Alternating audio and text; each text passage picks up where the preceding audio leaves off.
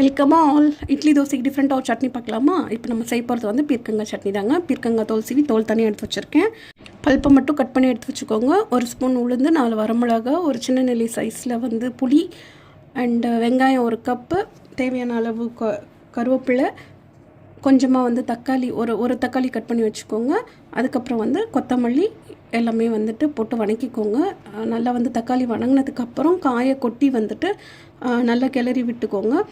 அதுக்கப்புறம் வந்து கொத்தமல்லியை போட்டு நல்லா வணக்கி விட்டுக்கோங்க. இந்த ஸ்டேஜில் வந்து உப்பு போட்டு ஒரு 5 மினிட்ஸ் மூடி போட்டு வந்துட்டு சிம்மில் வச்சு வந்துட்டு வேக விடுங்க. காய் நல்லா வெந்து வந்ததுக்கப்புறம் வந்துட்டு மிக்ஸி ஜாரில் மாற்றி அரைச்சி எடுத்துட்டு அது கூட வந்து தாளிக்கிறதுக்கு வந்து எண்ணெயில் பேன் சூடானதும் வந்து எண்ணெய் ஊற்றி கடுகு உளுந்த பருப்பு போட்டு வரமிளகா போட்டு கருவேப்பிலை கொஞ்சமாக போட்டு தாளித்து கொட்டிடுங்க. சூப்பரான டிஷ்ஷுங்க. இட்லி தோசைக்கு வந்து சூப்பராக இருக்குங்க. தேங்காய் வந்து ஆப்ஷனல் தாங்க. நெக்ஸ்ட் வீடியோவில் வந்து அந்த தோலை வச்சு என்ன பண்ணலான்றதை பார்க்கலாம். டட்டா.